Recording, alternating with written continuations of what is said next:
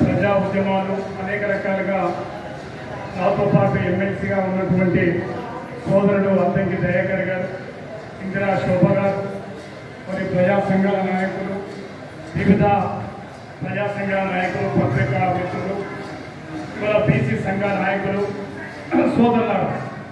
సరే, ఇవాళ ఇప్పటికీ అనేక మంది గోవర్ధన్ గారు,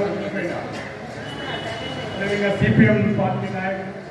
సరే మిత్రులారా, ఇవాళ హైకోర్టు తీర్పు తర్వాత స్టే తర్వాత జరుగుతున్నటువంటి రౌండ్ టేబుల్ సమావేశం. సరే, నిన్న పెద్ద ఎత్తున రాష్ట్రంలో బీసీ వర్గాలు, ప్రజాస్వామికవాదులు పెద్ద ఎత్తున ఈ రాష్ట్రంలో స్టే మీద పెద్ద ఎత్తున నిరసన అనేక కార్యక్రమాలు జరిగాయి.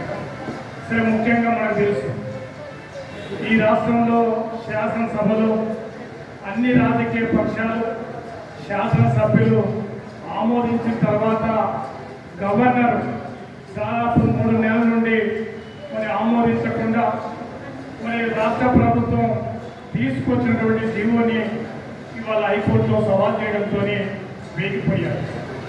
ఇవాళ సరే ఒకరిద్దరు సోదరులు మరి రాజకీయాలు మాట్లాడకూడదు అంటే ఎవరు ఏంది అనేది మనం అర్థం చేసుకోవాలి. చిత్తశుద్ధి అనేది అవసరం. ఎందుకంటే శాసనసభ ఆమోదించినప్పుడు అందరూ కూడా అన్ని రాజకీయ పక్ష ఎమ్మెల్యేలు మరి ముక్తా కంఠంతో మేము సపోర్ట్ చేస్తున్నామని చెప్పడం జరుగుతాం. కానీ గవర్నర్ దగ్గరికి పోయినప్పుడు అఖిలపక్ష సమావేశానికి దుమ్మ కొట్టినటువంటి రాజకీయ పార్టీ మన రాష్ట్రంలోనే ఉంటుంది. అంటే మనం చిత్తశుద్ధిని అర్థం చేసుకోవాలి. ఎందుకంటే ఇవాళ శాసనసభలో మాట్లాడుతూ గవర్నర్లతోని తమ చెప్పు కనసైగలో నడుపుతున్నటువంటి పరిస్థితి మనకు కనపడతాం. నిజంగా ఈ రాష్ట్రంలో మరి శాసనసభ ఆమోదించిన తర్వాత ఆమోదించకుండా తొక్కిపట్టడమే ఇది పూర్తిగా కేంద్రాన్ని బాధ్యత అని ఈ సందర్భంగా మనం గుర్తు చేయాలి. నిజంగా మరి కులగణన విషయంలో కానీ అనేక రకాలుగా మరి అనేక దాటవేత వైఖరి కేంద్ర ప్రభుత్వం అవలంబిస్తూ ఉంది. రాష్ట్రంలో అనేక రాష్ట్రాలలో మరి గవర్నర్లు అడ్డం పెట్టుకొని రాజకీయాలు చేస్తూ ఇవాళ బీసీల మరి ఈ రకమైనటువంటి నోటికాడి ముద్ద వచ్చినటువంటి సందర్భాన్ని కూడా అడ్డుకున్నటువంటి పరిస్థితి మనకు కనబడుతుంది. సరే, ముఖ్యంగా ఆ జరుగుతున్న నేపథ్యంలో కూడా ఈ బిల్లులో అనేక అంశాలు ఉన్నాయని అనేక రకాలుగా ప్రచారం చేసి మరి ఇవాళ ఈ హైకోర్టు స్టే వచ్చింది. సరే, అనేక రాజకీయ పక్షాలు అది కాంగ్రెస్ పార్టీ కానీ లేకపోతే సిపిఐ పార్టీగా ఇంప్లీడ్ కానీ అనేక అంశాలు జరుగుతూ ఉంటే కొన్ని రాజకీయ పక్షాలు మేము ముందే చెప్పామని నిలబడదని ఆ రకంగా చెప్పడం మరి నిజంగా నోటితో చెప్పి రొసెట్తో ఎక్కించేటువంటి పరిస్థితి మనకు కనపడతా ఉంది. నిజంగా మన చాలా శ్రీనివాస్ కూడా అన్నట్టు మరి నిజంగా అందరూ శాఖలే మరి మాంసం ఎట్లా అయిందనేది అందరూ సపోర్ట్ చేస్తూ ఉన్నారు. కానీ ఇవాళ ఆమోదించకుండా పరిస్థితి కనపడతా ఉంది. అందువల్ల దీనికి పరిష్కార మార్గం మనం పెద్ద ఎత్తున మరి లీగల్గా ప్రయత్నం చేయాలి. యావత్ తెలంగాణ సమాజం అంతా కూడా కలిసి వచ్చే శక్తుల మొత్తం కూడా తెలంగాణ ఉద్యమ తరాలు ఈ బీసీ ఉద్యమం కోసం నిలబడితే తప్ప ఈ రాజకీయ పక్షాలు ఇవాళ రానటువంటి పరిస్థితి మనకు కనపడుతుంది. మనం తెలంగాణ చూసాం.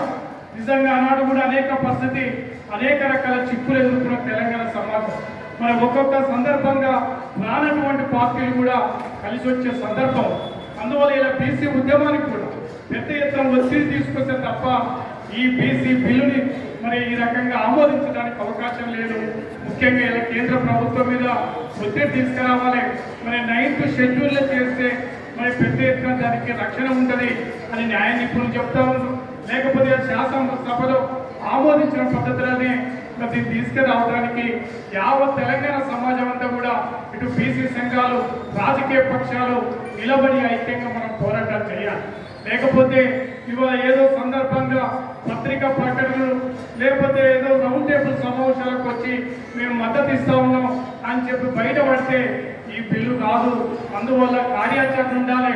సమాజం కూడా బీసీ సమాజంగా ఇవాళ ఉన్నటువంటి అందరం కూడా ఈ బీసీ బిల్లుకు వ్యతిరేకులు ఎవరు కూడా స్పష్టంగా మనం నిలబడాల్సిన అవసరం ఉంది. ఇంతకని శత్రువుని గుర్తించకుండా మనం ఏది అనకుండా ఇక మనం బీసీ బిల్లు అయితేని కాలయాపన చేస్తే కాదు. ఎందుకంటే ఇప్పటికి 80 సంవత్సరాలు అయింది. ఇవాళకి కూడా మరి విద్య కానీ సామాజిక పరంగా కానీ అనేక రకాలుగా మరి వెనకబడినటువంటి పరిస్థితి మనకు కనబడదు. కాబట్టి మరి తప్పకుండా ఒత్తిడి తీసుకొస్తేనే ఇలా పాలక పార్టీలు మరి తప్పకుండా రావడానికి అవకాశం ఉంటుంది. అందువల్ల ఇలా స్టే వచ్చిన నేపథ్యంలో తప్పకుండా కార్యాచరణ ప్రకటించాలి. దీనికి సమాజంలో కలిసి వచ్చే శక్తులతోని నిలబడతా తప్ప ఒత్తిడి తీసుకొస్తే తప్ప బీసీ బిల్లు అమలు కాదు. దీనికోసం కేంద్రం మీద ఫైట్ చేయాలి.